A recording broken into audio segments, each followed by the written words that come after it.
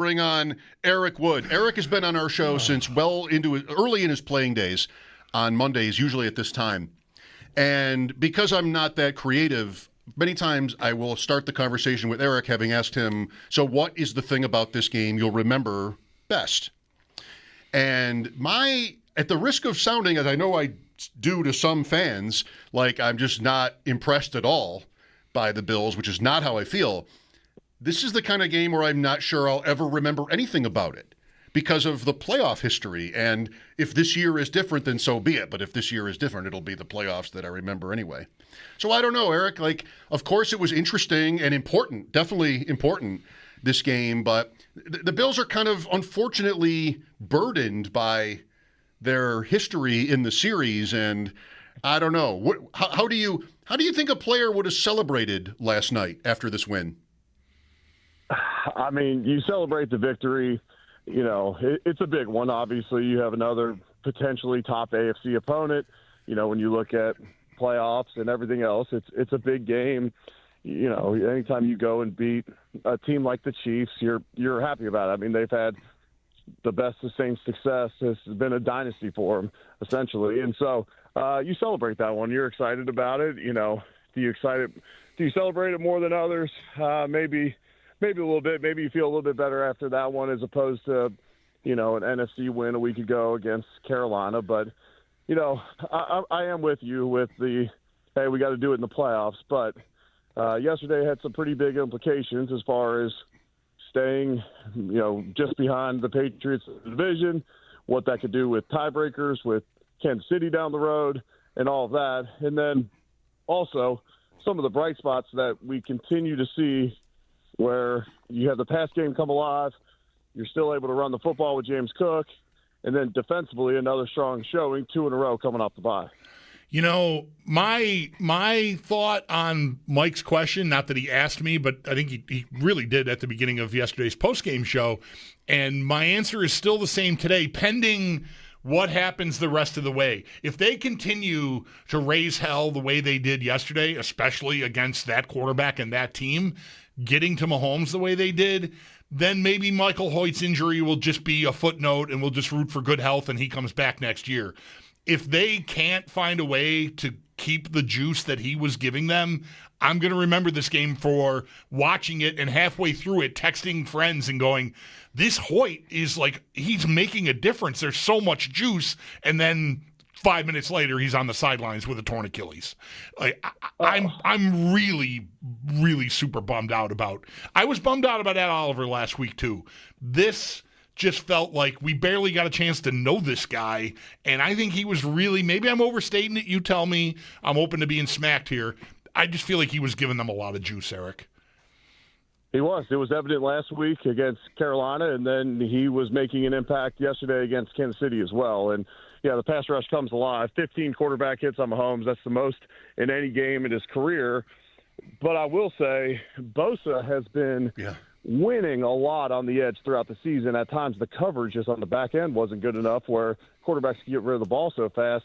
He wasn't able to get home, or the rush around him, whether it was Rousseau not getting there or Epinesa or whoever, wasn't getting there as well, and you could kind of avoid the one rusher. And so, you know, a game like that, if the coverage holds up, that was coming for Joey Bosa. He's had a productive year all year. And so the back-end coverage these last couple weeks, and, you know, last week you kind of dismissed it with it being Andy Dalton and the Panthers, and you make them one-dimensional so early in the game. Well, what they're doing with the defensive personnel on the back end, Cole Bishop played incredible yesterday. Cam Lewis steps up with Taron Johnson out. Max Harrison, I mean, running stride for stride with Worthy multiple times throughout the game on deep routes. Like, that's why you drafted him in the first round. I know we always say you draft to win your division. Well, when you're a perennial power like the Bills, you're drafting to get to the Super Bowl and win it. And when you watch the Kansas City game in the playoffs last year, the thing that stood out to me the most was that we could not keep up with the receivers. No, we were not putting enough pressure on Patrick Mahomes, but he was getting rid of the ball so fast because we couldn't keep up with the receivers, and we would play zone. He'd pick us apart. We'd go to man. They'd run crossing routes and run away from us. So encouraged by the back end of the defense as well yesterday. Eric, so I guess maybe you would be this way. I don't know. Watching the game, are you thinking about like the long game with the Chiefs, and one team makes adjustments, the other team probably will adjust to those when the playoffs come around. All that said about the Bills' performance on defense yesterday, Kansas City down linemen. Will they? Would you expect them if they make it? Right? Can we say that if they make it to a rematch with this team with the Bills in the postseason? Was their performance the kind where you'd think like, okay, well, the offensive line injuries and A, B, and C, this is what they can do to counteract that? Or maybe like starting with Bosa, I want to say, if everybody like is healthy that's left, will they have a tough time doing that? I think so. I mean, when you talk about the protection, yes, they had Juwan Taylor get injured and Wanya Morris comes in for a bit, and then Juwan Taylor, I believe, came back in. But to me, he's not a high-end starter by any means at right tackle. He's a penalty machine. Penalty machine. And then on the other, and then on the other side, you're playing a backup, but you have I believe he's a rookie. Yeah. The guy who's out for personal reasons, and so to me, I don't know that offensive line gets considerably better throughout the rest of the season, but it's just funny because I've listened to a whole lot of national narratives, and last week it was, we're not going to be able to, compete with this Chiefs offense, and then now it's today. They're putting in, this is MVP favorite Patrick Mahomes. This is the best he's looked. They have so many weapons on the outside. Kelsey's back. Well, now it's they're putting too much on his plate. They got to get a run game going. Right. It's like we flipped all that, and just before I got on, I looked, and you talk about that game means one AFC win. It's not a division win, but the Bills go from the fourth betting favorites to win the Super Bowl to the first betting favorites. Josh Allen now becomes the favorite to win league MVP based upon one performance. So I guess from a national perspective, people were pretty impressed by the Bills' performance yesterday. Yeah, not being able to block them is a big deal. Simmons had been really excellent for them before this personal stuff came up, so we'll see if that stabilizes.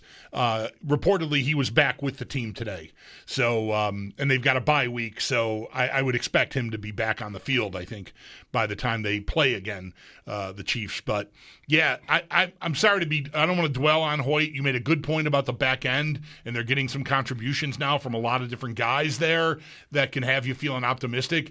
Yesterday was the first time I ever thought this group of Bills might be unblockable up front. Well, it becomes really difficult when you got a guy like Michael Hoecht is so active, and then he can play across the board. You have Rousseau, you have Bosa, and they all kind of bring different things to the table. And so moving forward, I mean, unless we do something at the trade deadline or, maybe we move – I don't know that you necessarily want to move Bosa around more and inside and all that. Mm-hmm. Honestly, I think you try and have Dorian Williams become more of that. I mean, he's a thumper. He's physical. He's active. Yesterday we had him playing in kind of that – we had like a three-down lineman look on third downs or obvious pass situations with Dorian Williams spying a lot of times on Patrick Mahomes and then adding on whenever Mahomes would break the pocket. Maybe he just becomes more of a rusher up there, or we bring a three-man rush. And then late in the game, Joey Bosa had a hit, and we all celebrate Joey Bosa for the hit.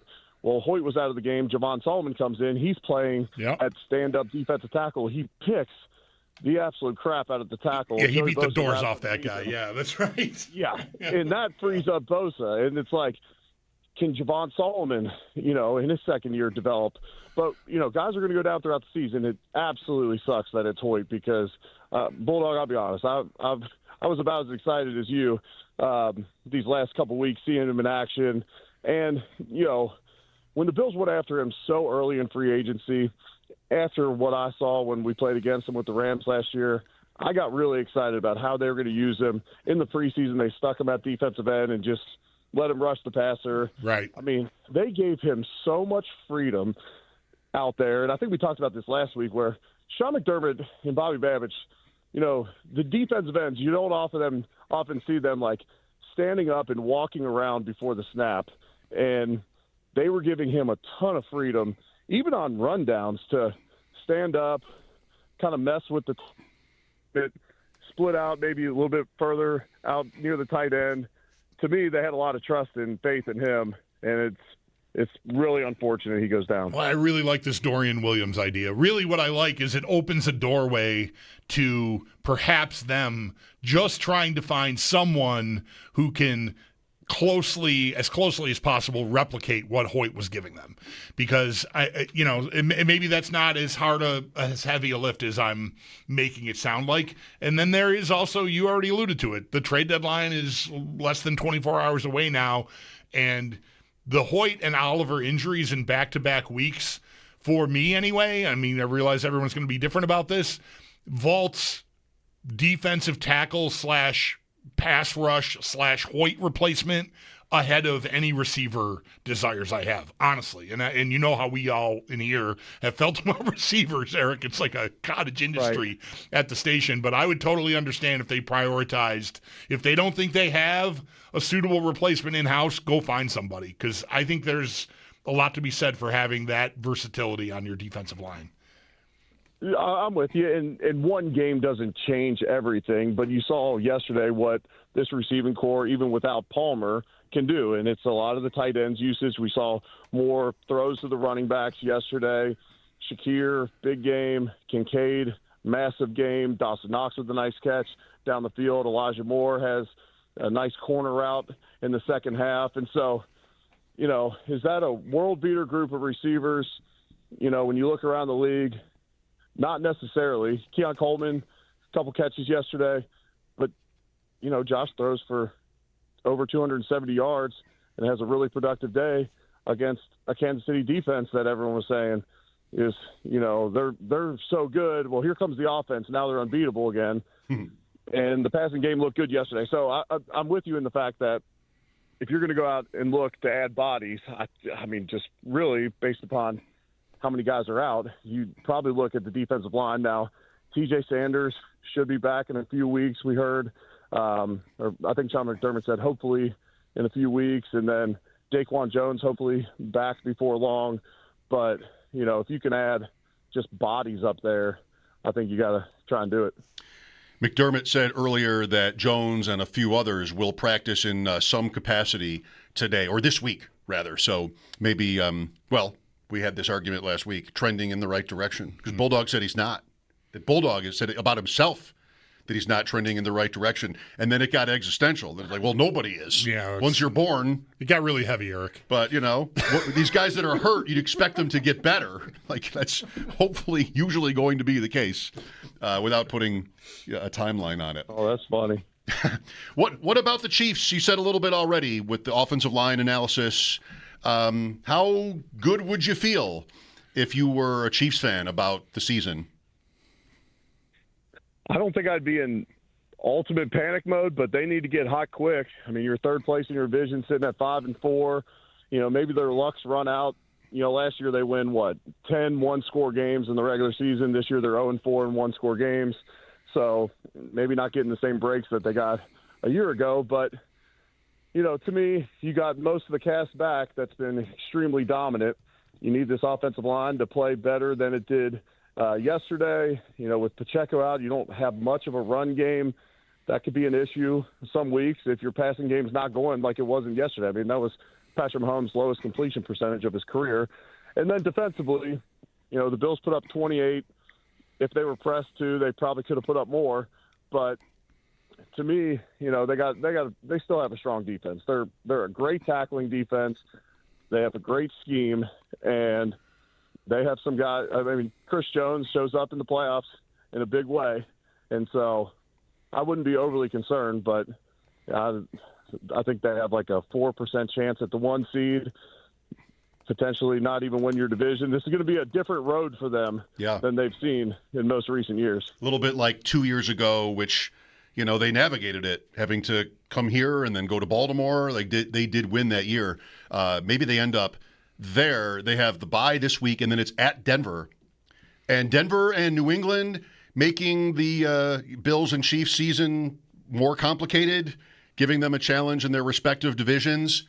Did you get to see any of the Colt game yesterday with the Bills game starting so late? What happened? So, yes. Yeah, I was going to say we had it on in the booth, but I wasn't paying super close attention to it. But looked like a lot of turnovers. Yeah. And, Colts got behind. But, I'm not saying we're all wishing for it or expecting it. But, I mean, can Daniel Jones sustain that level of play for an entire season as, teams are getting to see how Shane Steichen is using him throughout the season? We'll see. Now, they got a great rushing attack. Jonathan Taylor didn't have a great day yesterday, but when you're playing from behind, it's tough to continue to lean into the run game. But, I mean, they're a solid team. To me, I just don't know that I have the faith in Daniel Jones to keep playing at a high level. Right. Indianapolis at 7-2 with their loss to the Steelers, a pretty decisive one. So it's Miami this week, Eric, and the deadline is tomorrow. They've already made one move, Jalen Phillips, for a draft pick. The GM was fired. I mean, I'm guessing you'll say that the players really are just going to block out any of that stuff with the Dolphins, and maybe the Bills will get enhancements of their own by tomorrow. Maybe even from the Dolphins. Maybe even from the Dolphins. Who knows? We'll see. But it's when we were talking about trades earlier, I'm like, it kind of stinks that two of the potential biggest sellers in the Jets and the Dolphins are in our division, where it would be a lot tougher to get those guys from them. Can you see Miami sort of like what's left to lose this week after the GM being fired and whatever else happens with trades? Like they have primetime games, the last two even. I mean, the Ravens game was a night game. I know that. They've sort of been in the spotlight for their failures. And the Baltimore game was just not even competitive at all. Here's a Bills team that just always beats them. They probably should just let it out. maybe that ends up going worse for them, but I think maybe the pressure comes off a little bit here for them.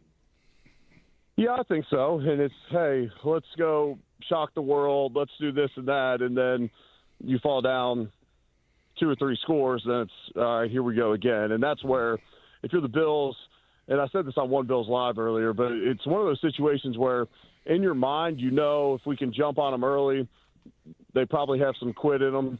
But go into a game where that's your complete mindset, because then if it doesn't go that way, you almost kind of get in a little bit of a panic mode. Okay, well, now our script's off. And so, most NFL games are decided by 1 score or less. We'd expect this one, if the Bills keep playing like they are, to do something similar to the Ravens and be a double-digit win down there in Miami. But, yeah, those guys in the locker room, they're playing for their jobs. They're playing, whether it's going to be in Miami or somewhere else, they're going to be trying to go out and put out good film, and you go do it against the Bills. It looks pretty good when consider you're playing against now the betting Super Bowl favorite. Eric, I apologize for jumping around, but I got one more thing off of yesterday's game, and really even the whole season. No, it's not about. No, I'm done. I think we've covered Michael Hoecht. I still have two hours to go, so I can continue to lament his injury. I'm upset about. Not this is the least of anybody's concern, but I was extremely excited. I was going to record a podcast with Michael Hoecht tomorrow. We set it up a week ago, and I was just excited to pick his brain, and we'll do it at some point down the road. But I texted over to One Bills Drive today and said, hey, we'll revisit this down the line at a more appropriate time. Yeah. Well, I wanted to ask you about Kincaid, because he's very effective, very efficient when he's on the field. He had a great day yesterday, but the snap count is so low, and I'm wondering what things you think might be contributing to that, or are, if you know. Obviously, Hawes and Knox and 2 tight ends and running the ball, and, I know they use 3 tight ends sometimes too, but the 2 tight end thing with the 2 better blockers is one reason. Probably one reason. I'm wondering if, it's a load management thing, the oblique, his legs from last year, because otherwise, I think he's so dangerous, it feels like he should play more. No, I'm with you, and I think some of it probably is that oblique and a little bit of load management there. Now, the Bills have been so successful putting Gilliam on the field, who Reggie Gilliam is a whole lot of fun to watch throughout a game. I mean, he is extremely physical out there and a good athlete at that. He's awesome on special teams as well. But, you want to get Gilliam on the field. Hawes is your best blocker at tight end. Dawson's kind of your best combo guy. And so there's times where I'm sure when they're doing the game plan, Kincaid's just off the field on those plays or those formations based upon that personnel. But, I mean, he seems to be our most dangerous weapon down the field right now. I mean, the crossing routes, the corner route he had early in the game on third down. I mean, Drew Tranquil trips over his feet because he can't keep up with him and get an easy score on third and long. That's pretty special. And so, yeah, I would assume it's a little bit of load management based upon that oblique, especially last week when you look at the snap count against Carolina. And then moving forward, okay, how do we incorporate him in more? Because when you talk about the downfield passing game, Kincaid seems to be your best target, and him and Josh just this year seem to be on a much better page to where Josh's lowest completion percentage to any target last year was to Dalton Kincaid. Now this year, that's flipping where they are completely in sync. And then late in the game, Josh took a sack on a blitz that they had a free rusher. We didn't get the protection right, and Kincaid saw the hot, and he sits.